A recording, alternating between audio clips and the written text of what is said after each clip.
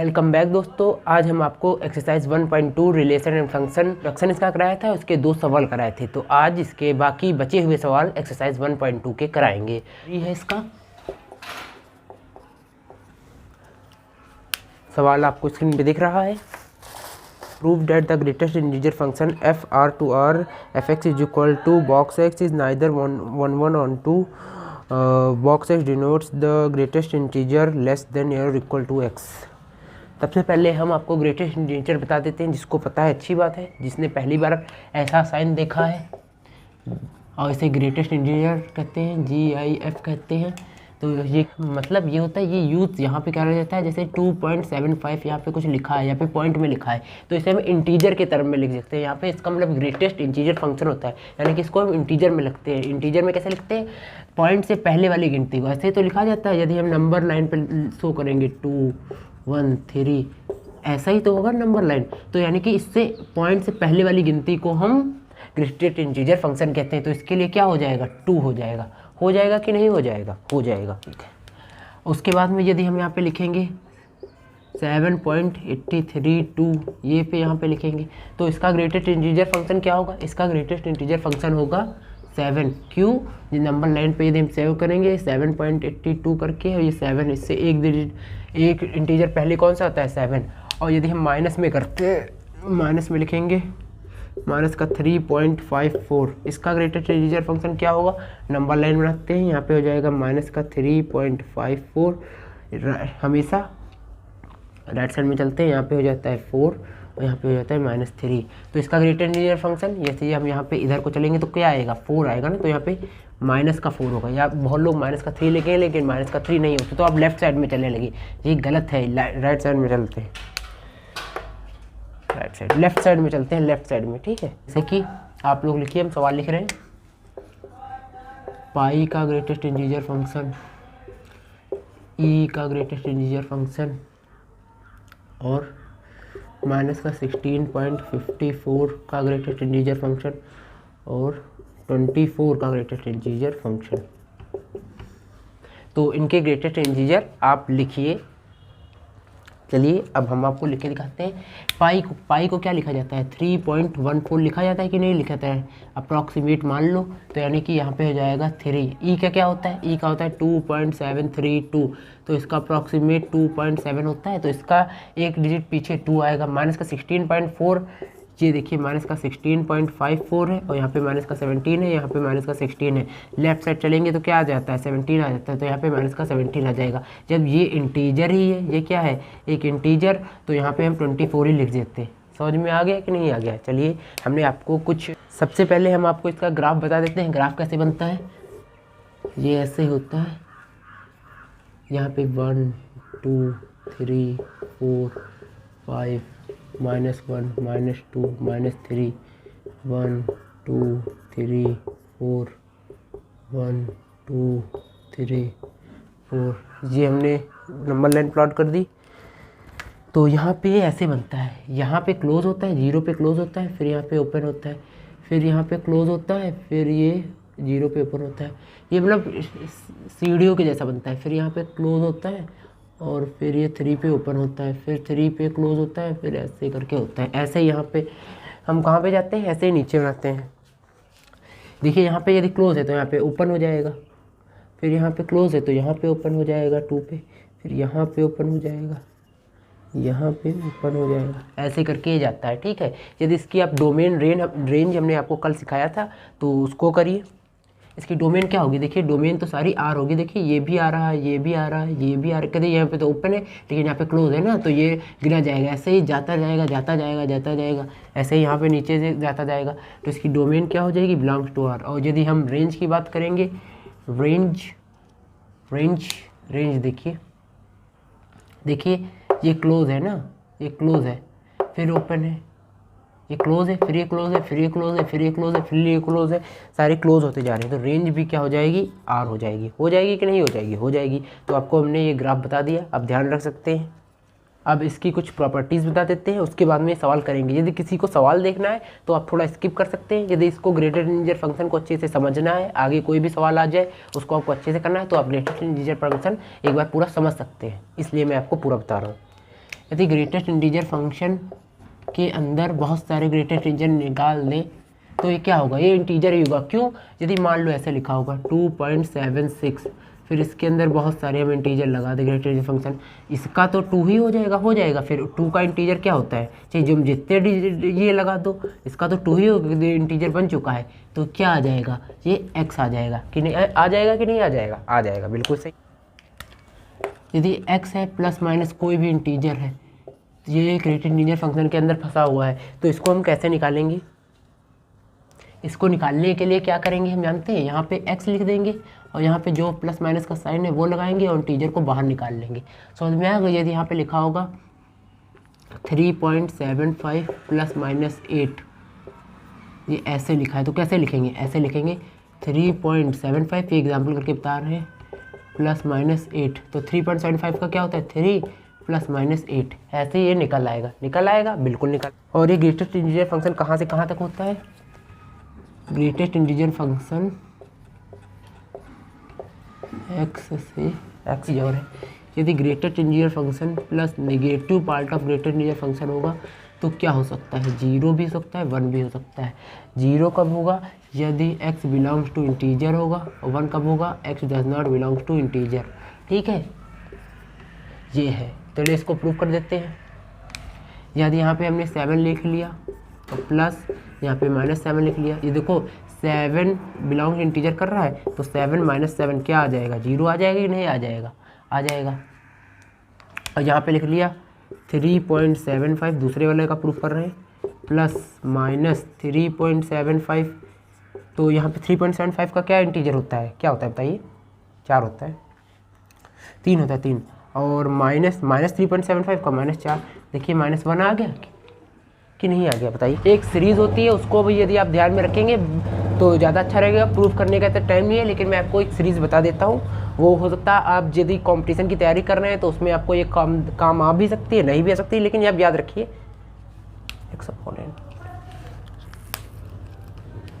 ऐसे लिखा होगा bracket x/n plus bracket x + 1/n, x + 1/n plus का x + 2/n plus x + n - 1/n। इसका यदि पूरे को यदि हम सॉल्व करते हैं तो यहाँ पे आ जाता है ब्रैकेट x, और यदि ऐसे लिखा हो, एक सीरीज और है, एक x + 1/n plus x + 2/n plus x + 3/n to x + n - 1/n होता है, ये होता है nx। यदि नीचे कुछ नहीं है तो x हो जाता है, यदि नीचे दो चीज़ें अलग अलग है तो nx हो जाता है। मैंने ऐसे याद रखी है, ये 2 सीरीज़ है जिनको आप अच्छे से यदि याद रखेंगे तो अभी आपका छिपकली चली तो रहेगी। ये क्वेश्चन स्क्रीन पे आ गया होगा, लिखा है f(x) = greatest integer function of x। ठीक है, तो ग्रेटेस्ट इंटीजर फंक्शन को हमने पहले बता दिया। अब ऐसे लिखते हैं, if x1, x2 belongs to a, then f(x1) = f(x2), तो f(x1) की क्या ले है, mod x1 = mod x2, then x1 = x2। कैसे प्रूव हो गया, यदि हम x1 को 3.82 लेते हैं एंड x2 को 3.2 लेते हैं तो क्या होता है, तो फिर 3.82 = 3.2, दोनों का 3 आ जाता है। But x1 and x2 are not equal, so this function is not 1 1। क्यों प्रूफ कर दिया, यदि x1 = x2 तो है ही नहीं, है क्या x1 = x2, ये तो है नहीं, इसीलिए हमने ये नॉट 1 1 है, यानी कि ये मैनी वन फंक्शन है। चलिए अब इसको हम प्रूफ करते हैं ऑन टू फंक्शन नहीं। सबसे पहले यदि आपको ऑन टू फंक्शन ना प्रूफ करना है तो आप ऐसे ही ये एरो डायग्राम बना लीजिए करिए, और ये f(x) एक रियल नंबर है, तो यानी कि -1 - 0 -2 1 2 3 3.5 4 -2 -1 0 1 2.5 2 3 4 5 ये ए से बी है, ये फंक्शन है।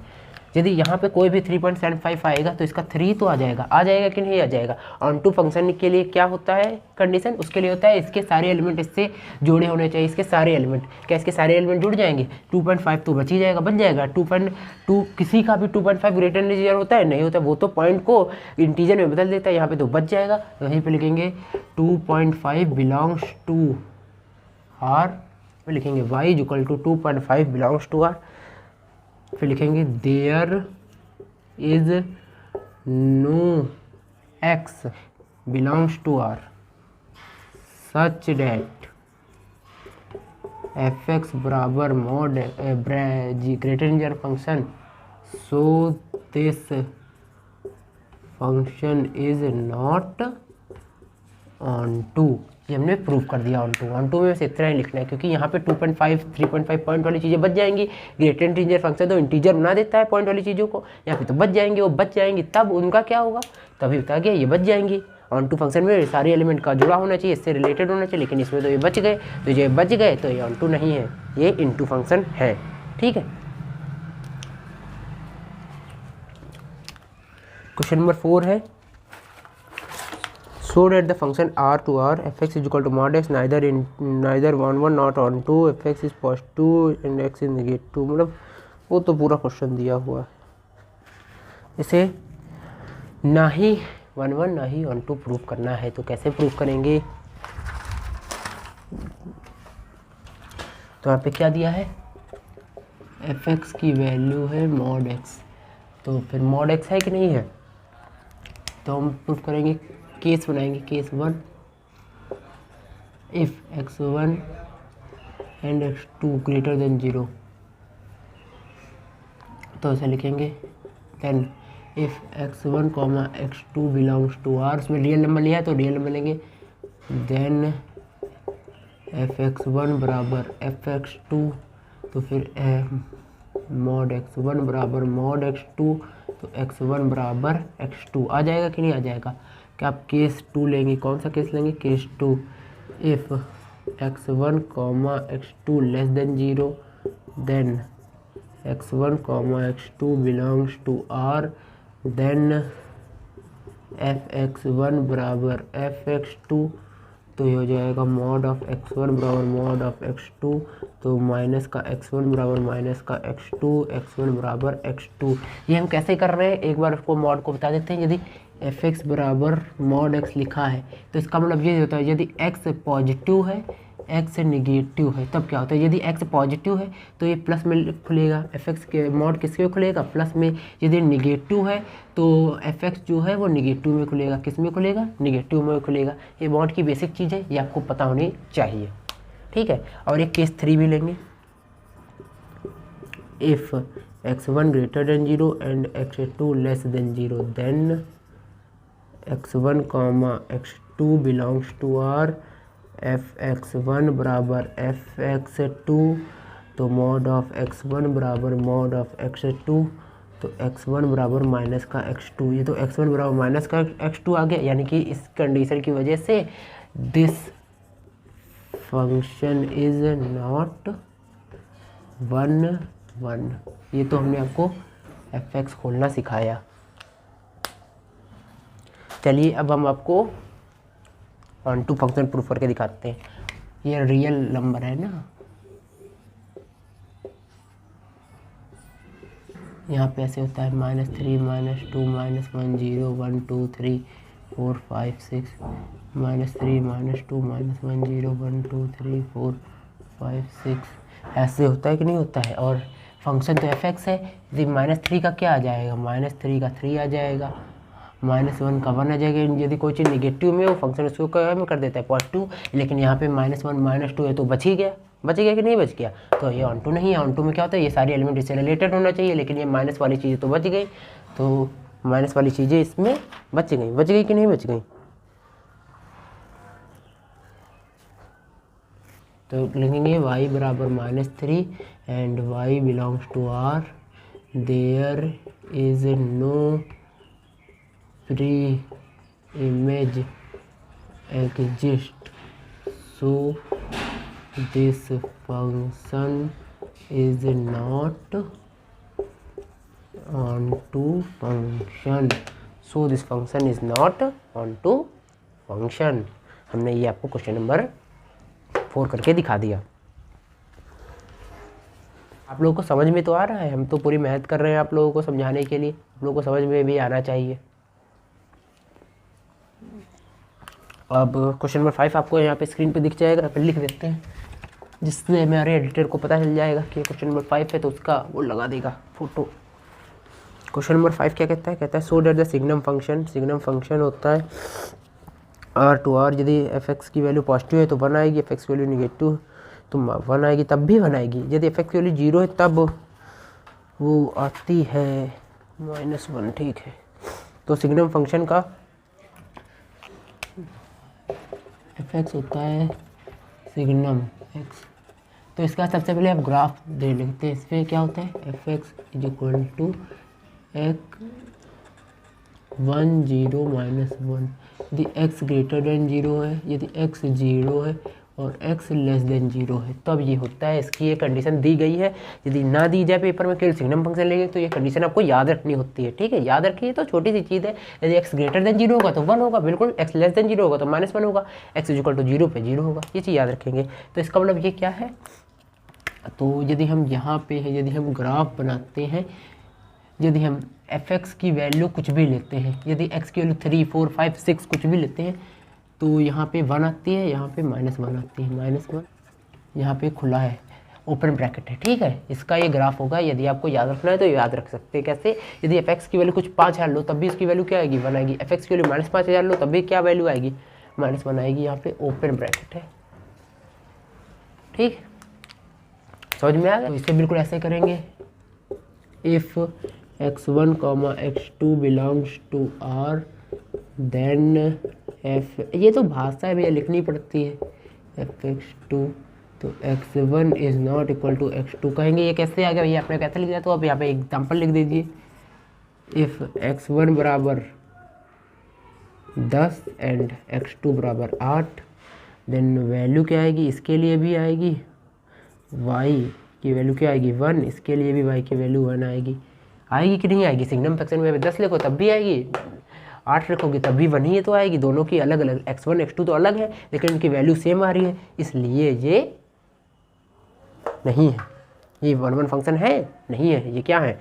This is not a 1 1 function, this is not a 1 1 function. ठीक है, समझ में आ गया आपको कि नहीं आ गया? चलिए, अब आपको है ना, ये रियल नंबर है, ये भी रियल नंबर है, -2 -1 0 1 2 3, -2 -1 0 1 2 3 यहाँ पे सबकी -2 की वैल्यू भी 1 आएगी, -2 की वैल्यू -1 आएगी, एंड 1 की वैल्यू 1 आएगी, या फिर 2 की वैल्यू भी 1 आएगी, यहाँ से यहाँ तक, यहाँ से यहाँ तक, और 0 की वैल्यू 0 आएगी। लेकिन यहाँ पे -2 -3 कुछ बच जाएगा ना, तो y बराबर -3 belongs to R, but there is no preimage of y बराबर -3 एग्जिस्ट, सो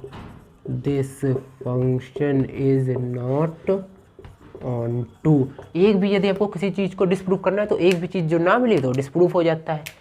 समझ में आ गया कि नहीं आ गया? ये क्वेश्चन बहुत सरल था, तो क्वेश्चन आपको बहुत सरल लग रहे हैं, लग रहे हैं कि नहीं लग रहे हैं? बताइए आप लोग पहले। यहाँ पे फंक्शन लिख लो, क्या है?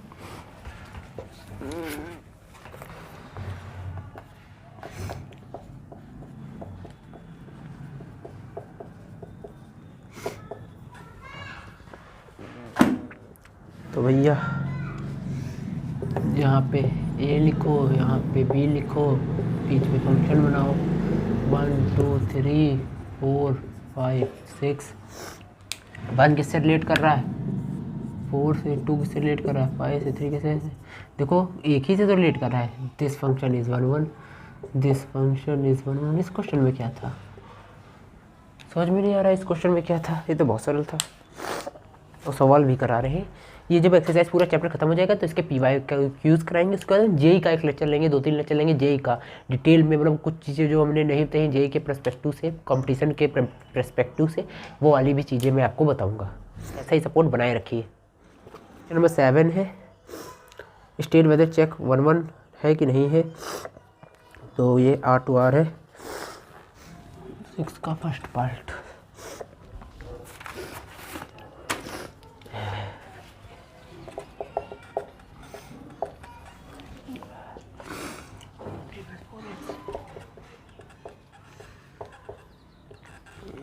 तो सबसे पहले इसको क्या प्रूव करते हैं भैया, सबसे पहले हम आपको इसको 1-1 प्रूव करके दिखाते हैं। चलिए कर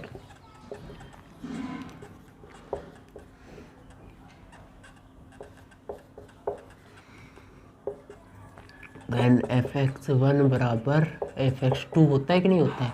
यहाँ पे fx की वैल्यू 3 - 4x1 बराबर 3 - 4x2, 3 से 3 कैंसिल हो जाएगा, -4x1 बराबर -4x2, -4 से -4 कैंसिल हो जाएगा, x1 बराबर x2। So this function is 1-1। कैसे हमने किया, ये सब लिखा है था x1 बराबर x2, वही 3 लाइनें लिखनी है, fx1 बराबर x2, यहाँ पे x की जगह पे x1, x की जगह पे x2 लिख दिया, फिर काटम पिटा के x1 बराबर x2 आ गया, तो दिस फंक्शन इज 1-1 फंक्शन। इसको आप नोट कर सकते हैं। तो इसे हम ऑन टू प्रूफ करते हैं। ऑन टू कैसे प्रूफ करेंगे, वही से सबसे पहले तो मैं समझने के लिए बनाता हूँ ये, जिससे आप भी ऐसे समझने के बना लेंगे तो हो जाएगा रियल है, यानी कि -2 - 1 2.0 2.54 5, वही -2 - 1 0 2.545। इसमें कुछ भी वैल्यू पुट करेंगे, ये x होता है, ये fx कहलाता है, इसकी सारी वैल्यू मिलेगी नहीं मिलेंगी, R2R। यहाँ पे कुछ भी पुट करेंगे, यहाँ पे सारी वैल्यू मिलेगी कि नहीं मिलेंगी, मिलेंगी। यदि यहाँ पे -2 पुट किया तो 4 2 जा, यदि यहाँ पे 3 0 पुट किया तो क्या मिलेगा, 0 पुट करने पे यहाँ पे मान लो 3 है, तो 0 पुट करने पे 3 आएगा कि नहीं आएगा। कुछ भी यहाँ पे वैल्यू x की कुछ भी वैल्यू रखेंगे, यदि फ्रैक्शनल भी वैल्यू रखेंगे, यहाँ पे फ्रैक्शनल चीज़ मिलेगी कि नहीं मिलेगी, दोनों चीज़ R2R है, तो यानी कि सारी चीज़ें मिलेंगी। There is every value of image, every value in range, every value in range or codomain, there is pre-image is exist, so this function is onto. ठीक है, यहाँ पे अपनी भाषा लिख दी, आप भी कोई अपनी भाषा लिख सकते हैं जो आपको समझ में आए। हमने तो ये भाषा लिख दी, मतलब समझ में वो एग्जामिनर को पता चलना चाहिए आपको समझ में आ गया। वैसे तो रटने वाली भाषा आप लिख सकते हैं, रटने वाली भी भाषा, लेकिन जो मुझे इसमें समझ में आया वो हमने यहाँ पे लिखा, तो उससे थोड़ा ज़्यादा अच्छा लगता है। उसमें हर सवाल को रटना नहीं पड़ता, वरना बच्चे इस चैप्टर को ज़्यादातर रटते हैं, हर सवाल को रट लेते हैं। कुछ भी उल्टा सीधा आ गया क्वेश्चन, थोड़ा भी फेरबदल कर दिया तो उसमें बच्चे फंस जाते हैं। यदि आपने ऐसे मेरी तरीके से समझ के लिखा है तो आप कभी भी अटकेगे नहीं, चाहे कोई भी कैसा भी सवाल आ जाए। समझ में आ गया कि नहीं आ गया। तो चलिए 1 + x² के लिए करते हैं। इसमें क्वेश्चन क्या नोट करें, पूरा क्वेश्चन ही है। तो सबसे पहले वही 1-1 चेक करते हैं। तो कैसे करेंगे, बिल्कुल सरल है, हमको अब तक रट चुका है, आपको भी रट जाना चाहिए। देन fx1 बराबर fx2, देन x1 बराबर x1 बराबर का ये लिखेंगे 1 + x1 का स्क्वायर बराबर 1 + x2 का स्क्वायर, तो फिर x1² बराबर x2², x1 बराबर ± x2। ये चीज़ कैसे आई है, जिसमें रिंग ख़त्म हो गई है। तो कौन सा क्वेश्चन है ये, 1 + x², और ये हम जानते हैं क्या होता है, x1 का स्क्वायर बराबर x2 का स्क्वायर, x1 = ± x2। देखो रियल नंबर इसमें प्लस माइनस आते हैं कि नहीं आते हैं, आते हैं, आते हैं भैया, आते हैं। तो यहाँ पे यदि हम रियल नंबर बना लें, यहाँ पे भी रियल नंबर -2 - 1 0 1 2 3 -2 - 1 0 1 2 3 4। देखो -2 का भी स्क्वायर 4 होता है एंड 3 का भी 4 होता है। अरे मतलब 2 का भी 4 होता है, 2 का भी स्क्वायर 4 होता है कि नहीं होता है? होता है। तो क्या 1 1 फंक्शन है? नहीं बन। देखिए इसकी तो जैसे -2 रखेंगे तब भी ये 4 आएगा, 2 रखेंगे तब भी 4 आएगा, यानी कि ये 1 1 फंक्शन ही है। तो 2 दे रही है, 2 दे रही है वैल्यू, तो क्या 1 1 फंक्शन है? तो many 1 function, this is not 1 1 function, this is not 1 1 function. अब यहीं पे हम इसका ऑन टू फंक्शन भी चेक कर लेते हैं। ऑन टू फंक्शन कैसे चेक करा जाता है? यहाँ पे माइनस वाली चीज़ें तो बच जाएंगी, सबका स्क्वायर आएगा, ये x होता है, ये fx होता है। यहाँ पे x की वैल्यू कुछ भी रखो, जैसे हमने -1 रख दिया तो उसका 1 आएगा, निगेटिव तो बच जाएगा, निगेटिव तो बच जाएगा।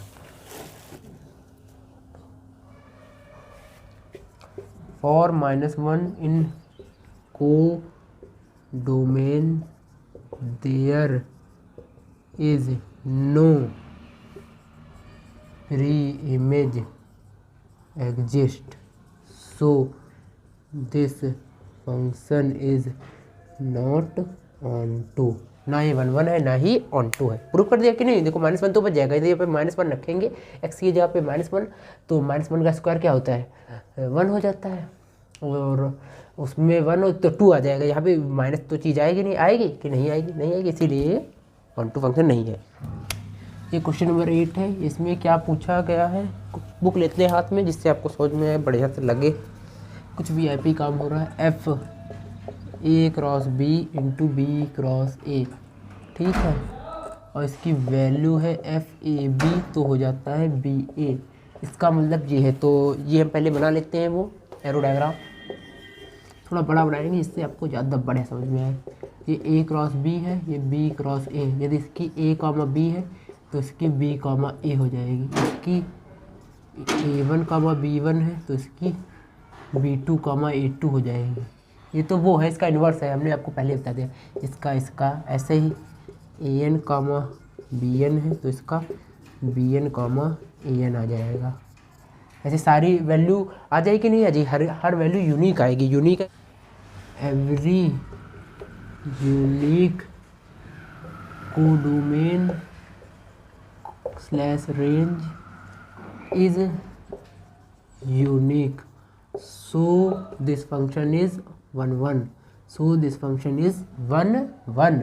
अब यदि ऑन टू यहाँ पे रेंज बराबर कोडोमेन होगा कि नहीं होगा? रेंज बराबर कोडोमेन, यानी कि हर वैल्यू के लिए होगा ना। यहाँ पे AN बराबर BN, A50 B50, तो B50 A50, यानी कि सेवरी है। रेंज बराबर कोडो, रेंज बराबर है, कोडोमेन और रेंज बराबर है।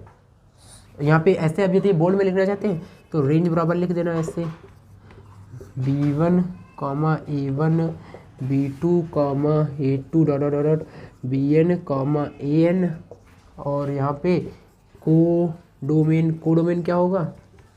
B1 comma A1 comma B2 comma A2 BN comma AN, तो हो गया। तो रेंज बराबर कोडोमेन, ये हमने प्रूव कर दिया। So this function is onto, this function is onto. जब 1 1 और ऑन टू दोनों होता है तो उसे हम 1 1 और ऑन टू दोनों होता है तो उसे हम बाइजेक्टिव फंक्शन कहते हैं। उसे हम क्या कहते हैं? Bijective function. तो उसे हम क्या कहते हैं? Bijective function.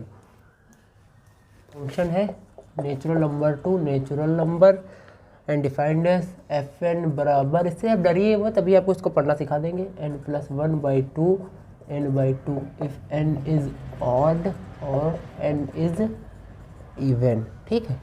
तो इसका मतलब ये क्या है? ये फंक्शन ये ऐसे लिखा जाएगा, यदि ऑड होगा, इफ n इज ऑड, तो फंक्शन क्या होगा? FN बराबर n+1/2। जब ऑड होगा तो ये होगा, if n is equal to even, तो फंक्शन क्या होगा? n/2। तो यहाँ पे हम एरो डायग्राम से आपको आसानी से समझा देंगे। नेचुरल नंबर है ना, natural number to natural number, यानी कि 1 2 3 4 5 6 1 2 3 4 5 6। यदि ऑड है तो ऑड है ना, 1 क्या है? ऑड है, तो ये वाला लिखेंगे। जब 1 ऑड है तो यहाँ पे FN बराबर n+1/2। इसको बाइजेक्टिव प्रूफ करना है। क्या प्रूफ करना है? बाइजेक्टिव, यानी कि 1 1 होना चाहिए, फिर ऑन टू भी होना चाहिए। जब दोनों चीज़ होगी तभी बाइजेक्टिव है। तो यहाँ पे 1 पुट करेंगे तो 1+1/2 यानी कि 1 आएगा। यदि FN ये 1 है, यदि n = 2 पुट करेंगे टू क्या हो जाएगा, 2/2, तो ये टू पुट करेंगे तब भी 1 आएगा, यानी कि इसकी तो 2 मिल गई, वैल्यू 2 मिल गई। तो क्या 1 1 फंक्शन है, 1 1 होते हैं, हर वैल्यू यूनिक होनी चाहिए। क्या यूनिक है ये वैल्यू? नहीं यूनिक है, तो ये 1 1 फंक्शन है। जब 1 1 ही नहीं है तो आगे चेक करने की जरूरत ही नहीं कि ऑन टू है कि नहीं है, जब बाइजेक्टिव प्रूफ करना है ना। यदि ऑन टू प्रूफ करना होता तो करते हैं, फिर बाइजेक्टिव प्रूफ करना है, तो 1 1 नहीं है तो ये बाइजेक्टिव नहीं है। तो every unique domain has not unique image, so this function is not 1 1, hence it is not a bijective function। ये हमने आपको ये प्रूव कर दिया। ठीक, समझ में आया कि नहीं आया? एक बार तो फिर से बता देते हैं, ये फंक्शन दिया है, यदि ऑड होगा तो हम ये लिखेंगे, इवन होगा तो n/2 लिखेंगे। यहाँ पे पहले हमने 1 क्या है, 1 एक ऑड नंबर है तो यहाँ पे 1 पुट किया तो 1 आया। 2 क्या है, इवन नंबर है तो हमने इसमें पुट किया तो 2 + 2 1 आया। देखो इसकी 2 वैल्यू आ गई, तो इसकी यूनिक होनी चाहिए। डोमेन की हर इमेज यूनिक होनी चाहिए, मतलब अलग अलग होनी चाहिए, तभी वो 1 1 कहलाता है। यहाँ पे यदि इसकी सबकी अलग अलग होती तो ये 1 1 कहलाता है, लेकिन इसकी तो एक ही आ रही है, 1 की इमेज भी 1 आ रही है, 2 की इमेज भी 1 आ रही है, तो ये क्या यूनिक है? नहीं यूनिक है, तो ये 1 1 फंक्शन नहीं है भैया। बस बात खत्म, पैसा हजम। क्वेश्चन नंबर 10 कहता है ए जो हमने सेट लिया है उसके अंदर आर है जिसके अंदर हम 3 नहीं लेंगे, और बी जो सेट है जिसके अंदर आर है जिसके अंदर हम 1 नहीं लेंगे। ठीक, 1 ही तो नहीं लेंगे, बिल्कुल सही हमने बताया। और फंक्शन है ए टू बी, ठीक है। और एफ एक्स की वैल्यू क्या दी हुई है, x-2 और x-3। If 1 1 onto justify your answer. ये 1 1 ऑन टू है कि नहीं है ये हमको पता करना है। तो कैसे पता करेंगे, यानी यहाँ पे हमको R3 नहीं लेना है, यहाँ पे हमको 1 नहीं लेना है, तो हम ये बना लेंगे एरो डायग्राम। ठीक है, यदि हम a की वैल्यू 1 लेते हैं, x = 1, तो फिर एफ एक्स क्या आ जाएगा, 1 - 2 अपॉन 1 - 3, यानी कि -1/- 2, यानी कि 1/2। एक्स की वैल्यू 1 लेंगे तो यहाँ पे 1/2 आएगा। ठीक है, यदि एक्स की वैल्यू 2 लेंगे तो एफ एक्स आ जाएगा 2 - 2, तो 0 आ जाएगा। 2 - 3, यानी कि 2 पे 0। 3 ले नहीं सकते, ये नहीं बताया इसमें, 3 हम नहीं ले सकते, तो x की वैल्यू 4 लेंगे, चेक करके देखेंगे। तो एफ एक्स बराबर 4 - 2 अपॉन 4 - 3, ये कितना आ जाता है भैया,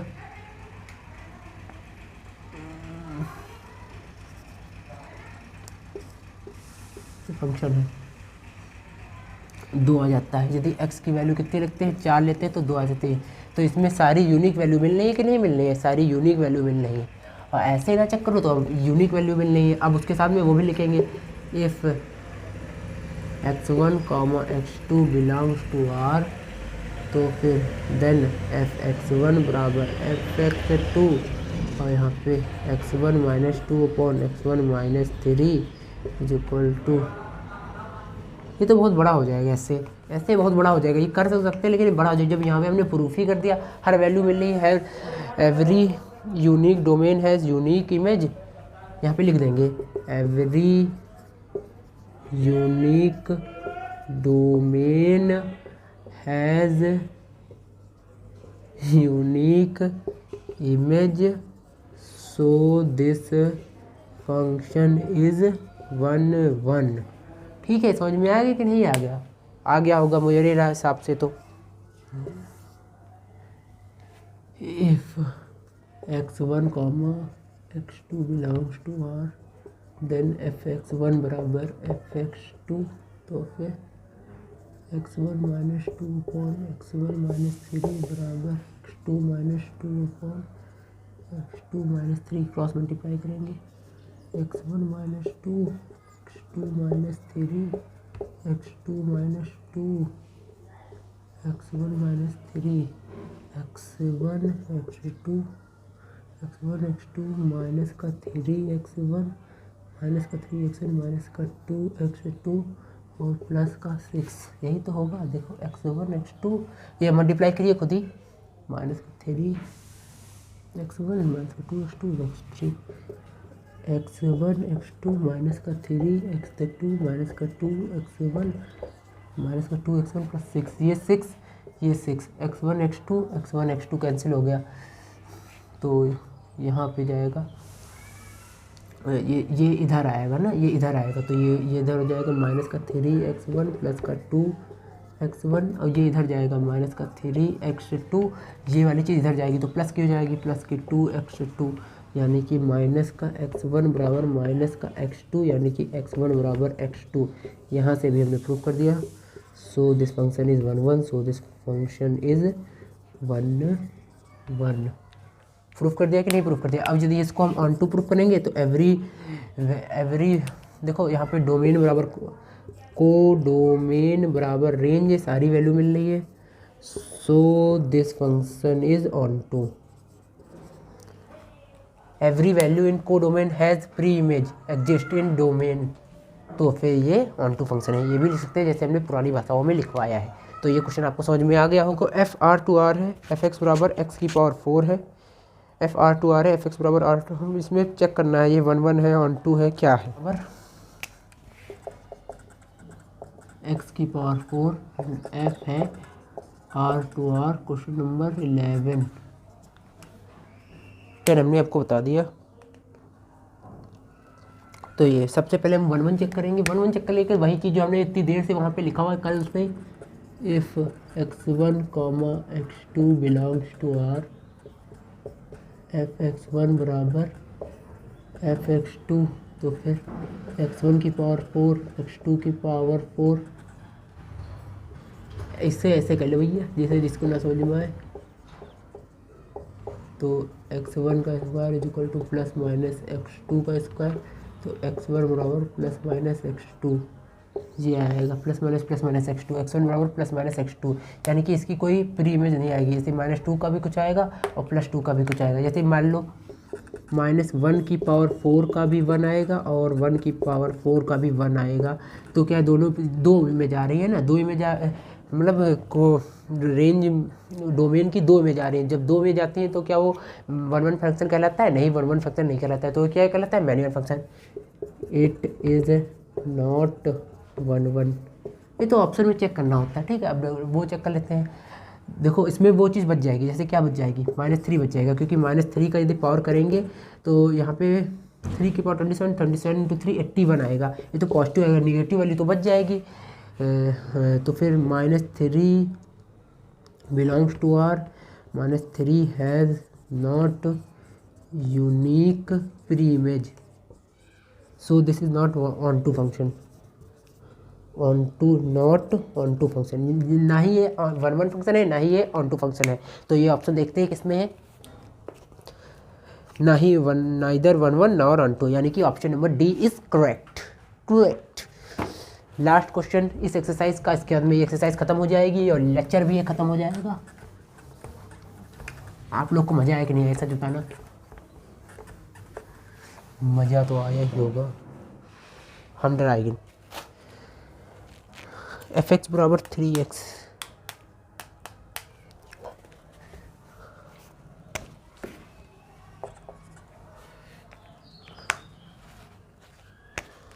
ये है f है R to R, F x बराबर 3x।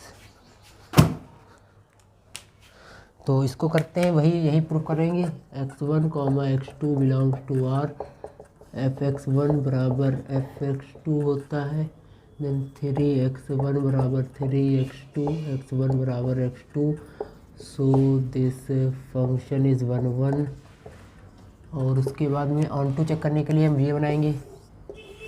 इसमें बड़ी जल्दी यारिंग ख़त्म होती है,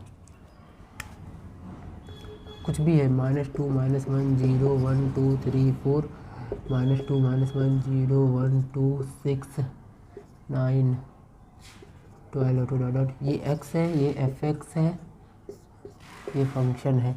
यहाँ पे x की वैल्यू यदि हम 0 रखेंगे, x की वैल्यू 0 पे, और x की वैल्यू यदि -1/3 रखेंगे तो तो यहाँ पे f x is equal to 3x होता है। यहाँ पे रियल नंबर है ना, दोनों रियल है, कुछ भी लिख सकते हैं पॉइंट में 3 इंटू माइनस का 1/3, तो ये -1 आ रहा है, यानी कि माइनस का 1/3 पे भी ये आ रहा है, यानी कि सारी वैल्यू रेंज बराबर कोडोमेन आ रहा है, तो ये ऑन टू फंक्शन है। So this function is onto function, so this function is onto function. क्यों आ गया फंक्शन? क्योंकि इसकी सारी वैल्यू रेंज और कोडोमेन बराबर होते हैं, तो ऑन टू फंक्शन होता है। इसकी सारी कोडोमेन की सारी प्री इमेजेस एग्जिस्ट कर रही हैं, इसीलिए ये ऑन टू फंक्शन है। तो so this function is onto function. ये किस में आता है? 1 1 ऑन टू दोनों है, यानी कि ऑप्शन नंबर ए 1 1 और ऑन टू ये दोनों के साथ एक्सरसाइज 1.2 रिलेशन फंक्शन खत्म होता है। नेक्स्ट लेक्चर जल्दी आएगा। आपको कोई भी क्वेरी है तो नीचे कमेंट करिए। मिलते हैं अगली वीडियो में, तब तक के लिए ओके बाय।